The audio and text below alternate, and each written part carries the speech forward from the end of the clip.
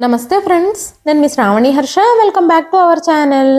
ఇవాళ మన కథ స్లీపింగ్ పిల్ కథని చివరి వరకు వినండి. నచ్చితే కనుక ఖచ్చితంగా తప్పకుండా ఒక్క లైక్ చేయండి. ఈ కథ పైన మీ విలువైన స్పందనని కామెంట్ రూపంలో మాకు తెలియజేయండి. కొత్తవారు ఎవరైనా చూస్తున్నట్లయితే మన ఛానల్ని సబ్స్క్రైబ్ చేసుకోండి.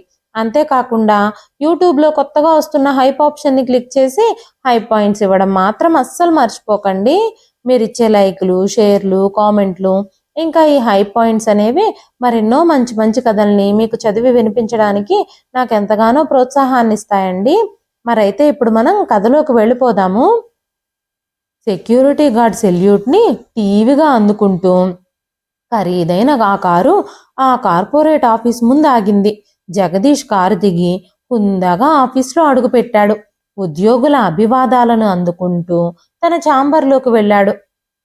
నా తమ్ముడు మళ్ళీ గొడవ పడ్డాడు. నన్ను కొట్టడానికి వచ్చాడు. నా మరదలు ఆణ్ణి వెనకేసుకొస్తాది. ఆళ్ల చేతులు ఇరిగిపోను. మాయరోగం ఆళ్ళని కమ్మేయను. బయట నుంచి మాటలు గట్టిగా వినిపిస్తున్నాయి. అటెండర్ కాంతమ్మ గొంతది. తనంతే. బాధొస్తే ఏడుస్తుంది, కోపం వస్తే అరుస్తుంది, ఆనందంగా ఉంటే కూని రాగాలు తీస్తూ ఉంటుంది, గలగల మాట్లాడుతూ ఉంటుంది. తనుంటే గోలగోలగా ఉంటుంది అంటాడు జగదీష్. కానీ సందడిగా ఉంటుందంటారు స్టాఫ్ అందరూ. సీట్లో కూర్చున్న 5 నిమిషాలకి అసిస్టెంట్ ప్రభు వచ్చాడు. ఉదయం 10 గంటలకి డిస్ట్రిబ్యూటర్స్ మీటింగ్ ఉంది సార్. మధ్యాహ్నం 3 గంటలకి సేల్స్ ఆఫీసర్ల ఫైనల్ ఇంటర్వ్యూ ఉంది. ఇంటర్వ్యూకి ఎంతమంది హాజరవుతున్నారు అంటూ అడిగాడు జగదీష్. 10 మంది సార్ అంటూ సమాధానం చెప్పాడు ప్రభు. మనకిద్దరు కావాలి. ఎక్స్పీరియన్స్ ఉంటే మరో 2 కూడా తీసుకోవచ్చు స్వాగతంలో అనుకున్నాడు. జగదీష్ ఓ బహుళజాతి కాస్మోటిక్ కంపెనీకి సీనియర్ మార్కెటింగ్ మేనేజర్. 2 తెలుగు రాష్ట్రాలకి అతనే హెడ్. లక్షల్లో జీతం, కంపెనీ కారు, ఇతరితర అలవెన్సెస్ కలిసి చాలానే సంపాదిస్తున్నాడు. 30 ఏళ్లు నిండకుండానే ఈ స్థాయికి చేరాడు. మార్కెటింగ్ రంగంలోకి రావాలనుకునే వాళ్ళకి అతను ఆదర్శం. ఫైనల్ ఇంటర్వ్యూకి చేరిన అభ్యర్థుల జాబితాలో పాటు వాళ్ళ బయోడేటా ఫైలు టేబుల్ మీద కనిపించింది. అందులోంచి లిస్టు బయటకు తీసి చదువుతూ ఒక్క పేరు దగ్గర ఆగిపోయాడు జగదీష్. వెంటనే బయోడేటాలోంచి అతని వివరాలు తీసి చూశాడు. రాజశేఖర్. తను అనుకున్న వ్యక్తే. చివరికి తన దగ్గరికే ఇంటర్వ్యూకి వచ్చాడన్నమాట. పెదాలపై వ్యంగ్యంతో కూడిన నవ్వు మెరిసింది. సాధారణంగా జగదీష్ అస్సలు నవ్వడు. ఇంట్లో కూడా సీరియస్గానే ఉంటాడు. అలా విమాలిన ఆలోచనలు అతని బుర్రని మేఘంలా కమ్మేస్తూ ఉంటాయి. డిస్ట్రిబ్యూటర్లతో మీటింగు దాదాపుగా 3 గంటలు కొనసాగింది. సార్, మేడం వచ్చారు. 1 గంట అవుతుండగా ప్రభు వచ్చి చెప్పాడు. మధ్యాహ్నం తన ఫ్రెండ్ కొడుకు పుట్టినరోజు పార్టీ ఉంది. ఓ 5 స్టార్ హోటల్లో లంచ్కు వెళ్ళాలి. అందుకే సుమ కూడా అక్కడికి వచ్చింది. మీటింగ్లో పడి ఆ విషయమే మర్చిపోయాడు. సీసీ కెమెరా వైపు చూశాడు. తన భార్య విజిటర్స్ గ్యాలరీలో ఉంది. ఆమె ఎదురుగా ఒక మహిళ, పక్కనే ఒక అమ్మాయి కూడా ఉన్నారు. మీటింగ్ ముగించి విజిటర్స్ గ్యాలరీకి వచ్చాడు. జగదీష్, బాగున్నావా? సుమతో మాట్లాడుతున్న మహిళ అతన్ని పలకరించింది. ఆమె వైపు తేరిపారా చూశాడు. ఆమె తన చిన్నాన్న భార్య శాంత. చివరిసారిగా 15 ఏళ్ల కిందట చూశాడు. కీర్తి, ఇతనే మీ అన్నయ్య జగదీష్. తన కూతురికి జగదీష్ని పరిచయం చేసింది. ఆ అమ్మాయి పలకరింపుగా నవ్వింది. తల్లి కూతుళ్ల ముఖాల్లో అలసట కనిపిస్తోంది. అంతకు మించిన దిగులు కళ్ళల్లో ఉంది. వేసుకున్న దుస్తులు పేదరికాన్ని ఎత్తి చూపుతున్నాయి. కీర్తిని చిన్నప్పుడు ఎత్తుకుని ఆడించాడు జగదీష్. అప్పట్లో ఆ అమ్మాయికి 2-3 ఏళ్ళు ఉంటాయేమో. అతన్ని చూడగానే వాళ్ళిద్దరి ముఖాల్లో ఏదో ఆశ చిగురించింది. కానీ అతనికి మాత్రం తన గతం కనిపించింది. తన తండ్రి పరిస్థితి బాగున్న రోజుల్లో చిన్నాన్ననే కాదు, చాలామంది తమ ఇంట్లోనే ఉండేవారు. తన తండ్రి అప్పో సొప్పో చేసి వాళ్ళందరినీ పోషించేవాడు. తన తండ్రి దాయాదుల పిల్లలు కూడా తమ ఇంట్లోనే ఉండి చదువుకునేవారు. వాళ్ళంతా స్థిరపడిన తరువాత తమను వీడి వెళ్ళిపోయారు. ఆ మనుషుల తత్వమే అంతా అని సరిపెట్టుకోగలడు. కానీ చిన్నాన్నను మాత్రం ఎన్నటికీ క్షమించలేడు. నాన్న చిన్నప్పుడే తన తల్లిదండ్రుల్ని కోల్పోయారు. చిన్నాన్నని ఆయన కంటికి రెప్పలా కాపాడుకున్నారు. డిగ్రీ అయిన తర్వాత వ్యాపారం చేస్తాను అంటే అప్పు చేసి మరీ తమ్ముడికి డబ్బులు ఇచ్చాడాయన. వ్యాపారం పుంజుకునే వరకు పిన్ని కీర్తి కూడా తమ ఇంట్లోనే ఉండేవారు. తాను 10వ తరగతిలో ఉన్నప్పుడు నాన్నకి క్యాన్సర్ అని తేలింది. ఈ సమయంలో మీకెందుకన్నయ్యా మా భారం కూడాను అంటూ చిన్నాన్న తన కుటుంబాన్ని తీసుకొని వేరుగా వెళ్ళిపోయాడు. ఆ తరువాత నాన్న ఎక్కువ కాలం బ్రతకలేదు. ఇంట్లో పడి తిన్న వాళ్ళెవ్వరూ తమ కష్ట సమయంలో అక్కరికి రాలేదు. తండ్రి తన చేతుల్లో ఒరిగిపోయిన రోజు చేతిలో చిల్లుగవ్వలేదు. సరైన వైద్యం చేయించుంటే మరికొన్నాళ్ల పాటు ఆయన బ్రతకగలిగేవారు అనే గిల్టీ ఫీలింగ్ జగదీష్కి ఉండిపోయింది. డబ్బు విలువ అప్పుడతనికి బాగా తెలిసింది. తన తండ్రి అపాత్రాదానం చేసి సర్వం కోల్పోయాడని అర్థమైంది. తన తల్లి కూడా ఏనాడు ఆయనకు అడ్డు చెప్పలేదు. ఫలితంగా తమకు కటిక దరిద్రమే మిగిలింది. ట్యూషన్లు చెబుతూ డిగ్రీ వరకు చదువుకున్నాడు. పీజీలో మంచి కాలేజీలో సీట్ వచ్చింది. ఫీజు ఎక్కువ. వచ్చిన అవకాశాన్ని వదులుకోకూడదని తన ఇంట్లో కొన్నాళ్ళు ఆశ్రయం తీసుకున్న ఒక బంధువుని అప్పడిగాడు. మీ నాన్న మేలుని ఎప్పటికీ మరిచిపోలేనురా. అందరికీ 5 రూపాయలు వడ్డీ తీసుకుంటాను, నువ్వు 2 రూపాయలు ఇవ్వు చాలు అన్నాడతను. రూపాయి వడ్డీ ఇస్తాను మామయ్య అంటే, సర్లే ఈ విషయం గురించి తర్వాత మాట్లాడదాం, నాకు పనుంది అంటూ ఫోన్ పెట్టేశాడు. ఆ తర్వాత మళ్ళీ ఎప్పుడూ అతను ఫోనే చేయలేదు. ఈ సంఘటనలన్నీ జగదీష్ కోపాన్ని, ఎదగాలి అన్న కసిని పెంచాయి. బంధువులను అస్సలు నమ్మకూడదని ఫిక్స్ అయిపోయాడు. పోస్ట్ గ్రాడ్యుయేషన్ చేయాలనే ఆలోచనని పక్కకు పెట్టేశాడు. 21 ఏళ్లకే మార్కెటింగ్ రంగంలోకి దిగాడు. అంచెలంచెలుగా ఎదిగాడు. పెళ్లి చేసుకొని నిలదొక్కునే సమయానికి తల్లి కూడా చనిపోయింది. తన కష్టాలని కన్నీళ్లని చూసిన తల్లి తన విజయాన్ని చూడలేకపోయినందుకు ఎప్పుడూ బాధపడుతూనే ఉంటాడు జగదీష్. ఇంటి నుంచి తన తండ్రికి క్యాన్సర్ వచ్చిందన్న విషయం తెలియగానే వెళ్ళిపోయిన చిన్నాన్న తన తండ్రి చనిపోయినప్పుడు మొక్కుబడిగా వచ్చాడు. అతి కష్టం మీద 4 రోజులున్నాడు. బంధువుల ఫంక్షన్లలో కనిపించినా అంటి ముట్టనట్టుగానే ఉండేవాడు. ఏదైనా సహాయం చేయాల్సి వస్తుందేమోనన్న భయంతో దూరం పెట్టేసేవాడు. మీ చిన్నాన్నకు ఒంట్లో బాగోలేదట, ఆసుపత్రిలో ఉన్నారు, మీరిక్కడున్నారని తెలిసి మిమ్మల్ని కలవడానికి వచ్చారట. సుమ మాటలతో గతం నుంచి బయటకు వచ్చాడు జగదీష్. వ్యాపారంలో నష్టపోయారు. అప్పుల పాలయ్యి ఊళ్ళో తలెత్తుకోలేక ఇక్కడికి వచ్చేశారు. పాపం వీళ్ళు చాలా ఇబ్బందులు పడుతున్నారండి. తన భార్య వాళ్లపై అంత జాలి అభిమానము చూపించడం జగదీష్కి నచ్చలేదు. ఇప్పటికి గుర్తొచ్చానన్న మాట మీకు. సంతోషం. సుమా పద, టైం అవుతోంది అంటూ కారు వైపు నడిచాడు. ఈ మాట వినగానే అక్కడున్న 2 ముఖాలు పాలిపోయాయి. వాళ్ల వైపు నిస్సహాయంగా చూస్తూ సుమ అతన్ని వెంబడించి వెంటే నడిచింది. జగదీష్ కారు డ్రైవ్ చేస్తూ ఉన్నాడు. మనసు మాత్రం ప్రశాంతంగా లేదు. సుమకి ఆ విషయం తెలుసు. చిన్న వయసులో తగిలిన ఎదురు దెబ్బలు అతనిలోని మానవతా కోణాన్ని పూర్తిగా మరుగున పడేలా చేశాయి. బంధువుల మీద కోపం, వ్యతిరేకత తీవ్రంగా పెంచుకున్నాడు జగదీష్. డబ్బు లేకపోవడం వల్లే తను తన తల్లిదండ్రుల్ని కోల్పోయాను అని, అవసరానికి ఏ ఒక్కరూ అక్కరకు రాలేదు అని పగతో రగిలిపోతూ ఉన్నాడు. ఇతరుల కోణం నుంచి ఆలోచించడం మానేశాడు. తనకు వ్యతిరేకంగా ఏం జరిగినా దాన్ని పూర్తిగా నెగిటివ్గా తీసుకుంటాడు. ఫలితంగా ప్రశాంతతనే కోల్పోతున్నాడు. రాత్రి పడుకోబోయే ముందు నిద్ర మాత్ర వేసుకుంటే గాని కంటి నిండా కునుకు పట్టదు. భర్తను చూస్తే సుమకి భయం వేస్తుంది. బాధ పెట్టే జ్ఞాపకాలు, తన దృక్కోణమే కరెక్ట్ అనే లక్షణాలు అతని నుంచి దూరం చేయడానికి ప్రయత్నించింది. కానీ ఆమె తపనంతా నీటి మీద రాతే అయ్యింది. ఫ్రెండ్ ఇచ్చిన పార్టీలో కూడా జగదీష్ మామూలు మనిషి కాలేకపోయాడు. ఎక్కువసేపు ఉండలేకపోయాడు కూడా. 4 మెతుకులు తిని సుమని ఇంటి దగ్గర దించేసి మళ్ళీ ఆఫీస్కి వెళ్ళిపోయాడు. ఆఫీస్కి వెళ్ళి తన క్యాబిన్లో తన సీట్లో కూర్చున్నాడు. కానీ ఆలోచనల ప్రవాహానికి మాత్రం కళ్ళెం వేయలేకపోతున్నాడు. ఎదురుగా ఇంటర్వ్యూ చేయాల్సిన అభ్యర్థుల జాబితా కనిపించింది. ఆ ఫైల్ తెరవగానే కళ్ళన్నీ రాజశేఖర్ పేరు మీదకే వెళ్ళాయి. తొందరగా మంచి స్థాయికి చేరవచ్చని ఆర్థికంగా కూడా బాగుంటుందనే ఉద్దేశంతో జగదీష్ మార్కెటింగ్ రంగాన్ని ఎంచుకున్నాడు. రాజశేఖర్ తన కొలీగ్ చాలా చురుగ్గా ఉండేవాడు. ఎంత కష్టపడ్డా పని విషయంలో ఎప్పుడూ రాజశేఖర్దే పై చేయి అయ్యేది. ఇద్దరి మధ్య అనధికారిక పోటీ ఉండేది.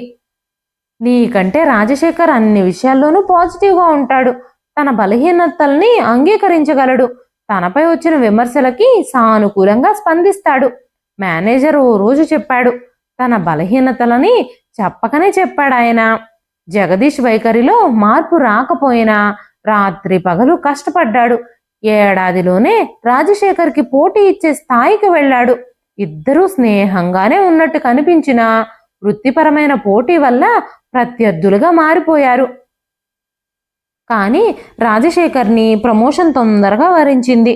పుండు మీద కారం చల్లినట్టుగా తనని రాజశేఖర్ టీంలోనే పనిచేయాలని మేనేజ్మెంట్ సూచించింది. రాజశేఖర్ తనతో బాగానే ఉండేవాడు.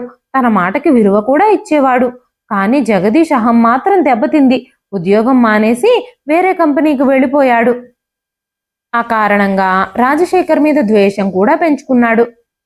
ఆ ద్వేషం ఇప్పటికీ కొనసాగుతూనే ఉంది.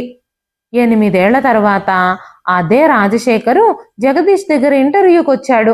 పేరు చూడగానే ఉద్యోగం ఇవ్వకూడదు అనే నిర్ణయించుకున్నాడు. కాకపోతే తన స్థాయిని అతనికి చూపించి అప్పుడు రిజెక్ట్ చేద్దాం అనుకున్నాడు. క్యాండిడేట్స్ని పంపించు అంటూ ప్రభుకి చెప్పాడు. 3 ఇంటర్వ్యూ చేసిన తర్వాత రాజశేఖర్ వచ్చాడు. సార్ బాగున్నారా? వస్తూనే అడిగాడు నవ్వుతూ. ఒకప్పుడు పేరు పెట్టి పిలిచేవాడు. ఇప్పుడు పిలుపు మారింది. జగదీష్ ముఖంలో గర్వం కనిపించింది. ఎలా ఉన్నావు రాజశేఖర్ అన్నాడు దర్పంగా, ఏకవచనంతో. బాగున్నాను సార్. బాగానే పనిచేసేవాడివి కదా. నాకంటే ముందుగానే ప్రమోషన్లు కూడా తెచ్చుకున్నావు. ఇప్పటికీ నాకంటే ఎంతో పెద్ద స్థాయిలో ఉంటావు అని నేను అనుకున్నానే వ్యంగ్యంగా అడిగాడు. జగదీష్ మాటల్లో వెటకారాన్ని అతను గమనించాడు. అమ్మ, నాన్న, సొంతిల్లు ఇవన్నీ ఉన్న ఈ ఊరిని వదిలి వెళ్ళలేకపోయాను సార్. పెద్దగా సంపాదించనక్కర్లేదు, అందుకే ఇలా అంటూ నవ్వాడు. ఇది కూడా పెద్ద కంపెనీ కదా సార్. అందులో మీరు తెలిసిన వ్యక్తి కాబట్టి నాకు ఇంకా బాగుంటుంది. ఓకే, నువ్వు ఇంకా వెళ్ళొచ్చు. రాజశేఖర్ మంచి ఉద్యోగి, మార్కెటింగ్ మీద పట్టుంది. కానీ ఒకప్పుడు తనని వెనక్కి నెట్టిన వాడికి ఉద్యోగం ఇవ్వకూడదు. ఇదే జగదీష్ ఉద్దేశం. రాత్రి 12 అయింది. అయినా అతనికి నిద్ర పట్టడం లేదు. మంచం మీద అటు ఇటు దొర్లుతున్నాడు. సుమా, మాత్రివ్వు. నిద్ర మాత్రం రోజు వాడడం మంచిది కాదండి. గంట నుంచి ట్రై చేస్తున్నాను, నిద్ర పట్టడం లేదు. రేపంతా పని మీద ఆ ప్రభావం ఉంటుంది, ప్లీజ్ అన్నాడు. మనసును ప్రశాంతంగా ఉంచుకుని మితిమీరిన ఆలోచనలు మానేస్తే నిద్ర హాయిగా పట్టేస్తుంది అనబోయింది.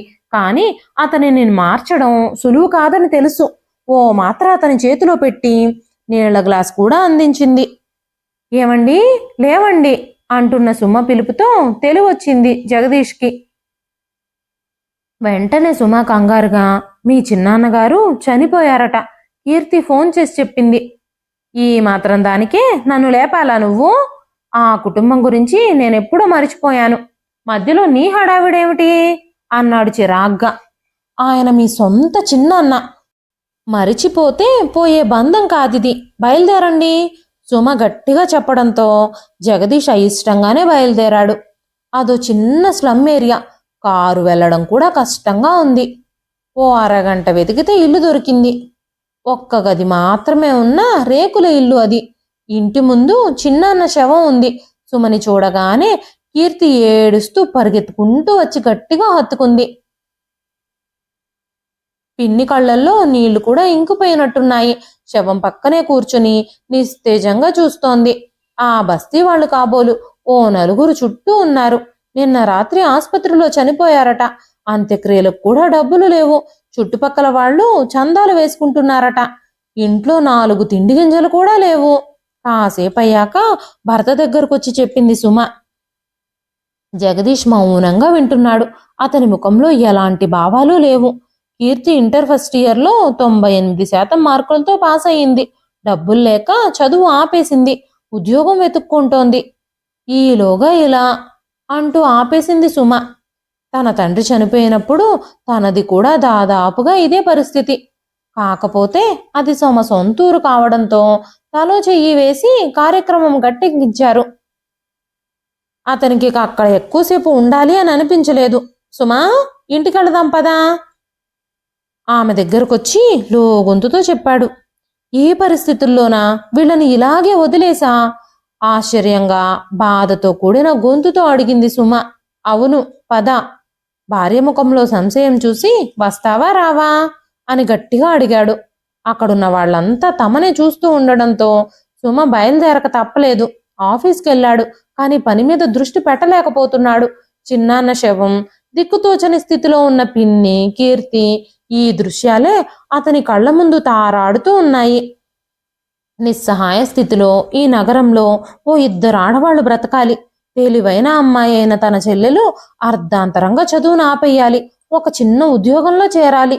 ఏ మగాడి కళ్ళల్లో అయినా పడితే అసలే పరిస్థితులు బాగోలేవు. ఈ ఆలోచనలు జగదీష్ని స్థిమితంగా ఉండనీయడం లేదు. కానీ చిన్నాన్న తన కుటుంబానికి చేసిన ద్రోహం. ఏరా తమ్ముడు, ఒంట్లో బాగోలేదట, నాకు చెప్పలేదేంలా? నేను చచ్చిపోయాను అనుకున్నావా? ఆఫీస్లో కాంతమ్మ అరుపులు వినిపిస్తున్నాయి. ఏ ఆసుపత్రి? నేను వస్తున్నానుండు. 2 నిమిషాల తర్వాత ఆమె జగదీష్ కళ్ళ ముందు ప్రత్యక్షమైంది. తమ్ముడికి బాగోలేదు బాబు, ఆసుపత్రికి వెళ్ళాలి. ఓ 2000 రూపాయలు కావాలి సణుగుతూ అడిగింది. అతను నిన్ను మెడపట్టుకుని గెంటేశాడని నిన్ననే కదా అరిచావు. ఏ ముఖం పెట్టుకుని వెళతావు? చిరాగ్గా అడిగాడు. అదేంటి బాబు అలాగంటావేమిటి? గొడవలయ్యాయని బంధాల్ని బంధుత్వాల్ని సంపేసుకుంటావా ఏంటి? ఆడు నా తోబుట్టినోడు. ఆడిపోతే ఇక ఎవరిని నేను తమ్ముడు అని పిలుస్తాను? మనుషుల మధ్య 190 గొడవలుంటాయి. ఆటినే పట్టించుకుని ఏలాడతావా ఏంటి? అందరితో కయ్యం పెట్టేసుకుని ముఖం ముడుచుకుని బతకడానికి మనిషిగా పుట్టడం ఎందుకు? ఈ తగులన్నీ మనసులో ఎట్టుకుంటే రాత్రి నాకు నిద్ర పట్టదు. కోపం వస్తే గట్టిగా తిట్టేస్తాను. అక్కడితో ఆ కథ అయిపోయినట్టే. అయినోళ్ళకి కష్టం వచ్చినప్పుడు మనం పక్కన ఉండకపోతే ఎట్టా బాబు? ఈ మాటలు జగదీష్కి గట్టిగా తగిలాయి. చాలా కాలం నుంచి తన బుర్రని తొలి చేస్తున్న ప్రశ్నలన్నింటికీ కాంతమ్మే సమాధానం చెప్పినట్టయింది. ప్రభువుని అడిగి డబ్బులు తీసుకో అంటూ సీట్లోంచి లేచి కారు వైపు పరుగు తీశాడు. సుమకి ఫోన్ చేసి చిన్నాన్నింటికి వెళ్ళాలి, రెడీగా ఉండు, నేను వస్తున్నాను, పికప్ చేసుకుంటాను అంటూ చెప్పాడు. ఇంటికి వెళ్ళి సుమని పికప్ చేసుకొని ఇద్దరూ అక్కడికి చేరుకునేసరికి ఓ 10 మంది వరకు బస్తీవాసులున్నారక్కడ. తమని వదిలేసి వెళ్లిన మనుషులు మళ్లీ ప్రత్యక్షం కావడంతో తల్లి కూతుళ్ళిద్దరూ ఆశ్చర్యపోయారు. అమ్మా, ఈ 1000 రూపాయలు పోగయ్యాయి అంటూ ఓ వ్యక్తి శాంత చేతిలో డబ్బులు పెట్టాడు. 1000 రూపాయలకి శవాన్ని ఎలా లేపడం? బస్తీ వాళ్ళంతా అడుక్కు తింటున్నారా?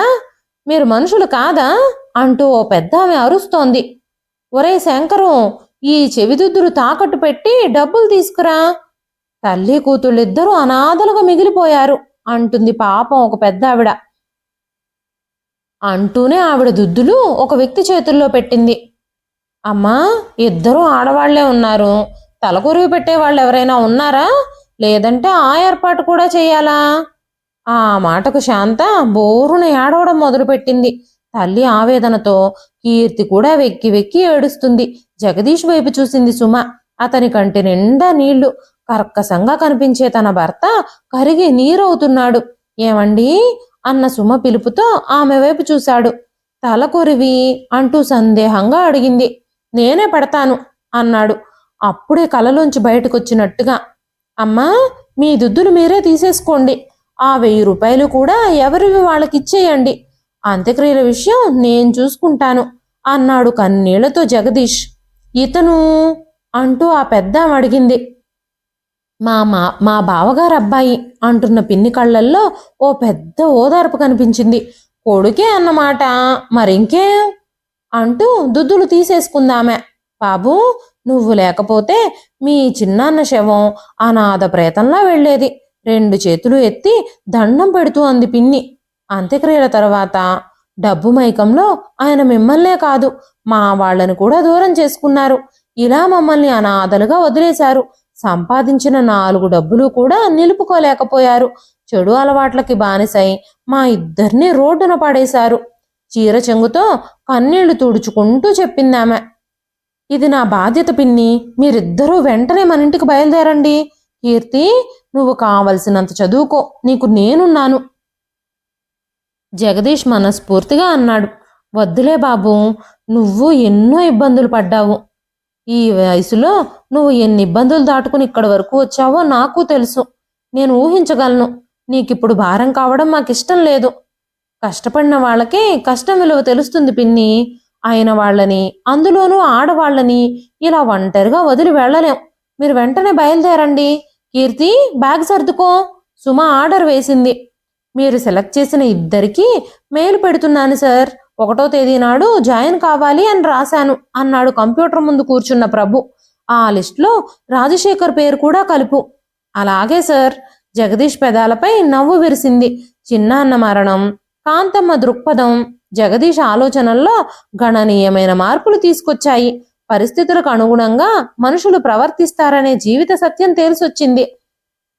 అందరి మీద కోపాలు పెంచుకొని తన ఆనందాన్ని కోల్పోతున్నాను అని అర్థమయ్యింది. అతని ప్రవర్తనలో సౌమ్యత, ముఖంలో నవ్వు తొంగి చూడడం మొదలైంది. మీకిక నిద్ర మాత్రలు అవసరం లేదేమో. పిల్స్ డబ్బాని డస్ట్బిన్లో పడేస్తూ అంది సుమ. గత కొన్ని రోజులుగా నిద్ర మాత్రలు లేకుండానే గాఢంగా నిద్రపడుతున్న విషయం అప్పుడు గుర్తొచ్చింది అతనికి. అవును, ఇక అవసరమే ఉండకపోవచ్చు అన్నాడు నవ్వుతూ జగదీష్. ఇదండి ఈ రోజు కథ. కథ పేరు స్లీపింగ్ పిల్. ఈ కథని రచించిన వారు జీవి రమేష్ గారు. కథ నచ్చితే ఒక లైక్ చేయండి. ఈ కథ పైన మీ విలువైన స్పందనని కామెంట్ రూపంలో మాకు తెలియజేయండి. కొత్తవారు ఎవరైనా చూస్తున్నట్లయితే మన ఛానల్ని సబ్స్క్రైబ్ చేసుకోండి. అంతేకాకుండా యూట్యూబ్లో కొత్తగా వస్తున్న హైప్ ఆప్షన్ని క్లిక్ చేసి హై పాయింట్స్ ఇవ్వడం మాత్రం అస్సలు మర్చిపోకండి. ఇదే వీడియోలో నేను పోస్ట్ చేసిన 2వ కథ ఇవేనా జ్ఞాపకాలు. ఉదయభానుడు ఎర్రగా ఏడుపు దిగమింగుకున్న నా మొహంలా ఉన్నాడు. పొద్దున్నే అవడంతో ఎక్కువ ట్రాఫిక్ లేదు. శ్రీనగర్ కాలనీలో ఉన్న మా ఫ్లాట్ నుంచి కొంపల్లి పెద్ద దూరం ఏమీ కాదు. నాకే డ్రైవ్ చేయబుద్ధి అవ్వక క్యాబ్ని పిలిచాను. దాదాపు 6 ఏళ్ల తర్వాత బాబాయ్ ఇంటికి వెళుతూ ఉంటే ఏదో భయం, బాధ, రకరకాల అనుభూతులు చుట్టుముడుతూ ఉన్నాయి నన్ను. బాబాయ్ అంటే నాన్న తమ్ముడు. నా నాన్న కంటే 8 ఏళ్ళు చిన్నవాడు. నా చిన్నతనంలో అందరం కలిసే ఉండేవాళ్ళం. నేను పుట్టినప్పుడు బాబాయ్ అప్పుడే ఇంజనీరింగ్లో చేరాడు. నాన్న దగ్గరలోని పల్లెటూరులో బ్యాంకులో ఉద్యోగం చేసేవారు. నాన్నమ్మ, తాతయ్యలతోనే అమ్మ, నేను ఉండేవాళ్ళం. నేను పుట్టగానే ముందు బాబాయే నన్ను ఎత్తుకున్నాడట. అసలు ఆ ఆనందమే వేరని ఎన్నిసార్లు చెప్పాడో లెక్కే లేదు. నాకు 5 ఏళ్ళు వచ్చే వరకు నాన్న ఆ పల్లెటూరులోనే ఉండేవారు. అప్పట్లో నాన్న కంటే బాబాయ్ అంటేనే నాకు ఇష్టం ఉండేది. కాలేజీ నుంచి రాగానే నన్ను ఎత్తుకుని ఆడించేవాడు. స్కూటర్ మీద కూర్చోబెట్టుకుని తిప్పేవాడు. అమ్మా, కృష్ణ, వాడిని ముద్దు చేసి పాడు చేస్తున్నావయ్యా, మొండిగా తయారవుతున్నాడు అని కోప్పడితే, ముద్దు చేస్తే పాడవుతారా వదినా? నువ్వు కూడా నన్ను ముద్దుగానే చూస్తావు కదా అనేవాడని చెప్పేదమ్మ. ఇంజనీరింగ్ అయ్యాక బాబాయ్ ఉద్యోగం వచ్చి హైదరాబాద్ వెళ్ళిపోయాడు. నాన్నకి ట్రాన్స్ఫర్ అయ్యి మేము వైజాగ్ వెళ్ళిపోయాము. అప్పుడు బాబాయ్ కోసం బెంగ పెట్టుకున్నాను నేను. ఓసారి జ్వరం కూడా వచ్చింది. బాబాయ్కి ఫోన్ చేస్తే అప్పటికప్పుడు సెలవు పెట్టుకుని విమానంలో వచ్చాడు నా కోసం. బాబాయ్ పెళ్లికి నేనే తోడు పెళ్లి కొడుకుని. బాబాయ్కి పిన్నితో పెళ్ళైతే మరి నాకెందుకు అవ్వలేదు అని ఏడ్చాను. పిన్నితో కూడా నాకు కూడా పెళ్లి చేయమని, నేను వాళ్లతోనే ఉంటాను అని ఏడిస్తే నా మెడలో ఒక బంగారు గొలుసు వేసి మనిద్దరికీ పెళ్ళయింది, నువ్వు మాతోనే ఉండు అన్న పిన్నిని నేను ఎప్పటికీ మర్చిపోలేను. ఉద్యోగరీత్యా వేరే వేరే ఊళ్ళల్లో ఉన్న ప్రతి పండక్కి అందరం ఒక దగ్గరే కలిసేవాళ్ళం. తాతయ్య రిటైర్ అయ్యాక నాన్నమ్మతో సొంత ఊర్లోనే ఉండేవారు. సెలవులు వస్తే నాకు పండగే. అటు బాబాయ్ దగ్గరకు, నాన్నమ్మ దగ్గరకు వెళ్ళేవాణ్ణి. సమస్య ఎక్కడో తెలియదు కానీ బాబాయికి పిల్లలు పుట్టలేదు. అందుకో మరెందుకో తెలియదు కానీ బాబాయి, పిన్ని నన్ను చాలా ప్రేమగా చూసుకునేవారు. నాకు వాళ్ళ దగ్గర ఎంతో బాగుండేది. ఏదైనా ట్రీట్మెంట్ తీసుకోండి, లేదైనా ఎవరినైనా పెంచుకోండి అని నాన్న అంటే, నాకు వేరే పిల్లలు ఎందుకన్నయ్యా, చిన్న నా కొడుకు కాదా అనేవాడు నాన్నతో. పిన్ని కూడా నేనంటే ప్రాణమే పెట్టేది. నాకు ఇంజనీరింగ్ ఎంట్రన్స్లో మంచి ర్యాంక్ వచ్చి యూనివర్సిటీ కాలేజీలో కంప్యూటర్ సైన్స్లో సీట్ వచ్చిన రోజు బాబాయ్ సంతోషానికి పట్టపగ్గాలు లేవు. అందరికీ మా అబ్బాయికి కంప్యూటర్స్లో సీటు యూనివర్సిటీలో వచ్చింది అని చెప్పి చాలా సంతోషపడ్డాడు. తెలియని వాళ్ళెవరైనా మీకు పిల్లలు లేరుగా అంటే చిన్న అవ్వడానికి మా అన్నయ్య కొడుకే కానీ వాడు నా వారసుడు అనేవాడు. అమెరికా వెళ్ళాలనే కోరికని నాలో పెంచి పోషించింది కూడా బాబాయే. తను చదువుకునే రోజుల్లో తనకి అమెరికా వెళ్ళడం కుదరలేదని ఎలాగైనా సరే నన్ను అమెరికా పంపాలని పట్టుబట్టాడు. అమ్మా నాన్నలిద్దరూ పెద్దగా ఇష్టపడకపోయినా నేను బాధపడతానని ఒప్పుకున్నారు. బాబాయే నన్ను ఎంతగానో ప్రోత్సహించి అమెరికా వెళ్ళడానికి పురికొల్పాడు. అదిగో ఆ అమెరికా ప్రయాణమే నన్ను బాబాయిని దూరం చేసేసింది. ఎంఎస్ అయిన వెంటనే ఉద్యోగం వచ్చింది. ఇండియాకొచ్చి అందరినీ కలిసే టైం కూడా లేక వెంటనే చేరిపోయాను. మరుసటి సంవత్సరం అమ్మా నాన్నల్ని పిలిపించాను. వాళ్ళు 2 నెలలు ఉండి వెళ్ళారు. వాళ్ళతో పాటే బాబాయిని పిన్ని కూడా రమ్మంటే తాతయ్య నాయనమ్మ పెద్దవాళ్ళయ్యారంటూ 2 కొడుకులు దగ్గర లేకుండా 2 నెలలు ఇక్కడ ఒంటరిగా ఉండడం మంచిది కాదు అని వాళ్ళు రాలేదు. ఆ తర్వాత నేను వద్దామంటే కరోనా అడ్డం వచ్చింది. దాదాపుగా 3 ఏళ్ళు కరోనా భయంతోనే గడిపాము. వీడియో కాల్స్ ఉండబట్టి అందరినీ చూస్తూ మాట్లాడడం జరిగింది. కరోనా తగ్గిందిలే అనేలోగా ఉద్యోగాల కోతలు ఎక్కువయ్యాయి. నాకేం కాదులే అన్న ధీమాలో ఉన్న నాకు ఉద్యోగం పోయింది అన్న ఈమెయిల్ చదివి పిడుగు పడ్డట్టే అయ్యింది. ఉద్యోగం ఉందన్న ధీమాతో అమ్మా నాన్నల కోసం ₹1,00,00,000 పెట్టి ఫ్లాట్ కొన్నాను. అమెరికాలో నా కోసం కారు కొనుక్కున్నాను. అసలే జాబ్ మార్కెట్ సరిగ్గా లేదు. వీసా టైం అయ్యేలోగా కొత్త ఉద్యోగం దొరకకపోతే అమెరికాలో ఉండలేను. ఇవన్నీ అమ్మా నాన్న వాళ్ళకి చెబితే వాళ్ళు తట్టుకోలేరు, కంగారు పడతారు, అనవసరంగా లేనిపోని భయాలతో టెన్షన్ పెంచుకుంటారు. అందుకే వాళ్ళకి తెలియకుండానే ఉన్న డబ్బులు జాగ్రత్తగా వాడుకుంటూ తీవ్ర ప్రయత్నం చేస్తే 6 నెలలు గడిచేలోగా కొత్త ఉద్యోగం వచ్చింది. అమ్మయ్య అనుకున్నాను. అప్పుడే బాబాయ్కి సడన్గా హార్ట్ అటాక్ వచ్చింది అని చెప్పారు. స్టంట్ వేశారని, ప్రస్తుతం పర్వాలేదన్నారని చెప్పారు. బాబాయ్ ఆసుపత్రి నుంచి ఇంటికొచ్చాక దాదాపు రోజు ఫోన్లో మాట్లాడేవాడు. ఒక్కసారి నిన్ను చూడాలనుందిరా చిన్నా అంటే నేనేం చేశాను, వీసా సమస్య ఉందని ఎక్కువ రోజులు సెలవులు పెడితే ఉద్యోగం పోతుందని చెప్పలేక ఇదిగో వస్తున్నాను అదిగో వస్తున్నాను అంటూ కాలం గడిపేశాను. తీరా నేను బయలుదేరేసరికి బాబాయ్ ఈ లోకాన్ని విడిచిపెట్టి వెళ్ళిపోయాడు. ప్రాణం లేని బాబాయిని చూడలేనని చివరి చూపు కూడా రాలేదు. ఇది జరిగి దగ్గర దగ్గర 6 నెలలు దాటింది. పిన్నితో ఎన్నిసార్లు ఫోన్లో మాట్లాడదామన్నా తను ఫోన్ ఎత్తేది కాదు. అమ్మని అడిగితే ఏమోరా మరీ పిచ్చిదాన్లా అయిపోయింది మీ పిన్ని, ఇక్కడికి రమ్మంటే రాదు, తాతయ్య వాళ్ళు వెళ్ళినా ఒక మాట పలుకు లేకుండా తలుపులు వేసుకుని లోపలే ఉంటోంది. వీళ్ళకి విసుగు పుట్టి వచ్చేశారు. తనకి భర్త పోయాడు నిజమే, కానీ వీళ్ళకి కొడుకు పోయాడుగా అంది మామూలుగా. అమ్మ అలా ఎప్పుడూ విసుక్కోదు. స్వతహాగా పిన్ని అంటే అమ్మకి చాలా ఇష్టం. ఇద్దరూ సొంత అక్కా చెల్లెల్లా ఉండేవారు. సరిగ్గా అదే టైంలో మా కంపెనీ నాకు ఇండియాలో ఉన్న బ్రాంచ్లో పనిచేసే అవకాశం ఇచ్చింది. డాలర్లలో కంటే జీతం తక్కువే అయినా ఇక్కడ కూడా మంచి జీతమే వస్తుంది. అందరితో ఆయన వాళ్ళతో కలిసి ఉండొచ్చు అన్న ఉద్దేశంతో వెంటనే ఒప్పుకొని ఇక్కడికి వచ్చేసాను. వచ్చి 2 రోజులయ్యింది. పిన్ని గురించి మాట్లాడితే అందరూ అదో పిచ్చిది అన్నారు. ఒక్కతే ఉంటోంది అని చెప్పారు. ఇవాళ సెలవు, ఏమైనా పిన్నిని చూడాలి అని బయలుదేరాను. బాబాయి ఫ్లాట్ వద్దు అనుకుని కొంపల్లి వైపు వేరే ఇల్లు కట్టుకున్నాడు. ముందు నుంచి చెట్లు మొక్కలు అంటే ఇష్టమున్న ఇద్దరూ ఇంటి చుట్టూ అన్ని చెట్లు వేశారు. ఖాళీ ఉన్నప్పుడల్లా చెట్ల మధ్యలోనే గడిపేవారు పిన్ని బాబాయి. ఆలోచిస్తూ ఉండగానే క్యాబ్ బాబాయ్ ఇంటి ముందొచ్చి ఆగింది. గేటు తీసిన నాకు ఒక్క నిమిషం వేరే ఎవరింటికైనా వచ్చానా అన్న సందేహం కలిగింది. తుప్పు పట్టిన గేటు, వాకిలంతా చెత్త, లోపల చెట్లన్నీ ఎండిపోయి వాడిపోయి ఉన్నాయి. బయట స్కూటరు కారు కూడా దుమ్ము పట్టిపోయి ఉన్నాయి. అసలు వాటిని ముట్టుకున్నట్టే లేదు. లోపలికి వెళ్ళి బెల్లు కొట్టాను. ఎవ్వరూ పలకలేదు. తలుపులు దబదబా బాదాను. పిన్ని పిన్ని అంటూ. అప్పుడు శబ్దం అయ్యింది. నెమ్మదిగా తలుపులు తీసిన వ్యక్తి ఎవరో నాకు తెలియనే లేదు. రేగిపోయి నెరిసిపోయిన జుట్టు, నలిగి వెలిసిన నూలు చీర, మొహమంతా ఉబ్బిపోయి చూస్తేనే భయం వేస్తున్న ఈవిడ ఎవరు? వెంటనే ఆవిడ ఎవరు అంది. ఇక్కడ మా పిన్ని ఉండాలండి, ఇప్పుడు ఎక్కడుంటున్నారు అన్న నన్ను చూసి చిన్నా అంది. నేను తూలి పడిపోబోయాను. చటుక్కున పట్టుకుని లోపలికి రా నాన్న అని ఇంట్లోకి నడిపించింది. కుర్చీలో కూర్చున్న నేను పిన్ని వంక చూస్తే నాకంతా మసక మసకగా ఉంది. కళ్ళు నులుపుకుంటే కళ్ళ నీరు తగిలింది. నేనేమీ మాట్లాడలేదు.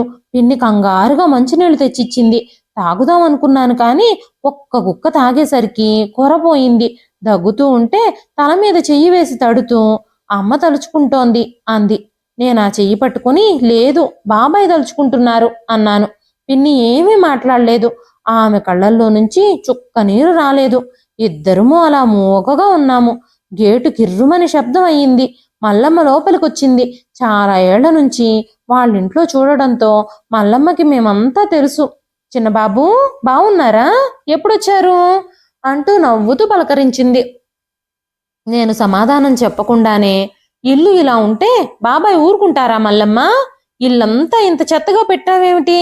శుభ్రం చేయాలని తెలియలేదా నీకు? నువ్వు చీపురు తీసుకొని ఊడిస్తే నేను కవర్లలోకి ఎత్తుతాను ఈ చెత్తంతా అంటూ వంటింట్లోకి వెళ్ళి చెత్త ఎత్తే కవర్ తెచ్చాను. 6 ఏళ్లైనా వాళ్ళ ఇంట్లో ఏ వస్తువు ఎక్కడుంటుందో నాకు బాగా తెలుసు. పిన్ని ఏదో అనబోతూ ఉంటే నేను రాత్రి కూడా ఏమీ తినలేదు పిన్ని, చాలా ఆకలిగా ఉంది, తొందరగా వంట చేస్తే భోజనం చేసేద్దాం అంటూ బయట పని చేయడానికి వీలుగా ఉండే బట్టల్ని మార్చుకొని బయటకు నడిచాను. నేను మల్లమ్మ దాదాపుగా గంట సేపు కష్టపడితే సుమారుగా 10 బస్తాలకి సరిపడా ఎండాకులు కొమ్మలు వచ్చాయి. రేపు చెత్త తీసి ఆయనకి పైసలు ఇస్తే తీసుకుపోతాడులే చిన్నబాబు, లోపలికి పదండి, ఎండ బాగా వస్తోంది అంది మల్లమ్మ ఎర్రబడ్డ నా మొహం చూసి. పని చేస్తున్నంతసేపు మల్లమ్మ కబుర్లు చెబుతూనే ఉంది. అన్నీ పిన్ని గురించి బాబాయ్ గురించే. లోపలికి వెళ్లేసరికి పిన్ని స్నానం చేసి వంట చేస్తుంది. నేను కాళ్ళు చేతులు కడుక్కొని వంటింటి యువతలో ఉన్న డైనింగ్ టేబుల్ దగ్గర కూర్చుని మొక్కల ముచ్చట్లు మొదలు పెట్టాను. పిన్ని, కొన్ని మొక్కలు ఎండిపోయాయి, అవన్నీ కొత్తవి తేవాలి, ఏ చెట్టు కొమ్మలు సరిగ్గా కొట్టించాలి, ఏ మొక్కలు కొత్తవి వేయాలి అంటూ మాట్లాడుతూ ఉన్న నన్ను విచిత్రంగా చూసింది పిన్ని. మౌనంగానే వండినవన్నీ బల్ల మీద పెట్టేసింది. ఆలుగడ్డ వేపుడు, మామిడికాయ పప్పు, చారు, అన్నం. అబ్బా, మామిడికాయ పప్పు, ఇందులోకి ఊర మిరపకాయలు వేయించలేదేం పిన్ని? నువ్వు కూడా పెట్టుకో, ఇద్దరం కలిసి తిందాం అన్న నన్ను చూసి నేను ఇవన్నీ తినడం మానేశాను బాబు, ఒక్క మజ్జిగన్నం మాత్రమే తింటున్నాను, అది కూడా ఒక్క పూటే అంది పిన్ని. నేను ఏమీ మాట్లాడకుండా తినడం మొదలు పెట్టాను. భోజనం అయ్యాక నేను నెమ్మదిగా పిన్ని, బాబాయ్ పోయి దాదాపుగా 6 నెలలు దాటింది. ఆ స్కూటర్ని ఆ కార్ని అలాగే ఉంచావు. అలమారాలో బాబాయ్ బట్టలన్నీ అలాగే ఉన్నాయి. ఆ ర్యాక్లో చెప్పులు కూడా అలానే ఉన్నాయి అన్నాను. నేనింకా నమ్మలేకపోతున్నాను చిన్నా. మీ బాబాయి కారు స్కూటరు అలాగే ఉంచుతాను. అవన్నీ నాకు జ్ఞాపకాలు. బట్టలు చెప్పులు కూడా ఎవరైనా వేసుకుంటారు అన్న ఊహొస్తేనే నాకు చాలా బాధగా ఉంటుంది. ఓకే, మరి నువ్వు ఇలాగే విరాగినిలాగా ఇంట్లోనే ఉంటావా?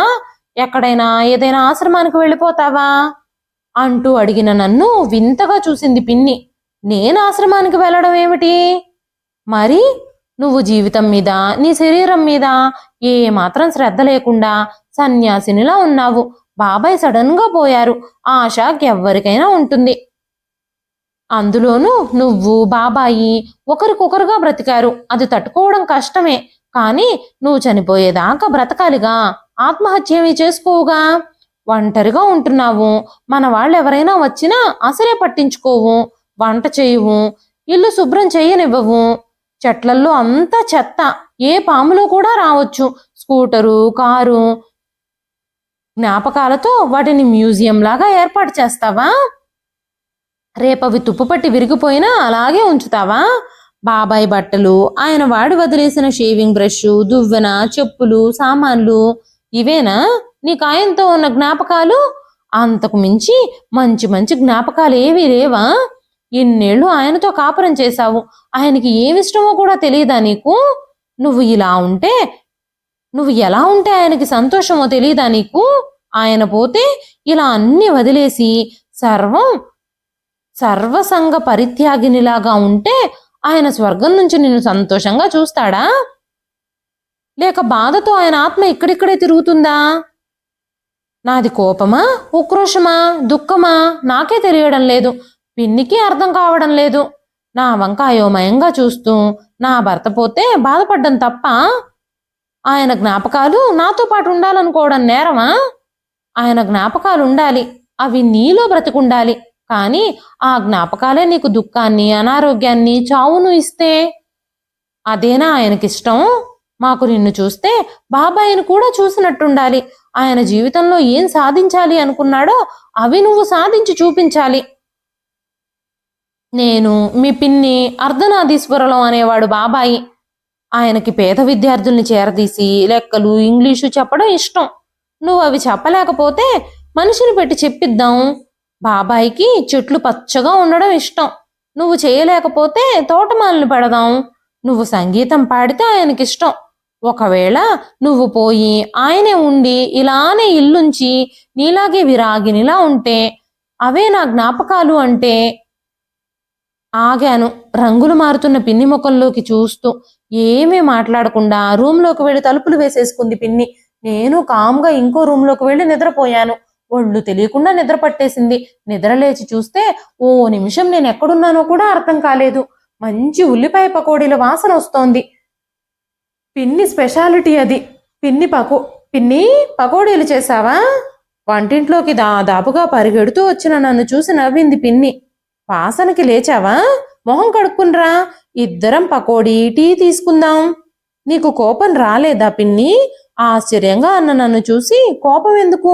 బుద్ధుడికి జ్ఞానోదయం అయినట్టు నీ బోధలు విన్నాక నాకు జ్ఞానోదయం అయింది. నేను ఆలోచించాను, నిజమే, మీ బాబాయ్ జ్ఞాపకాలని పదిలంగా ఉంచుకోవాలి అంటే ఇలా చేయక్కర్లేదు. తిన్నాక అన్ని సర్దుదాం. బట్టలు, మిగిలిన వస్తువులు కూడా పేదవాళ్ళకి ఇచ్చేస్తాను. నీతో వచ్చి కొన్నాళ్ళు మీ వాళ్ళతో ఉంటాను.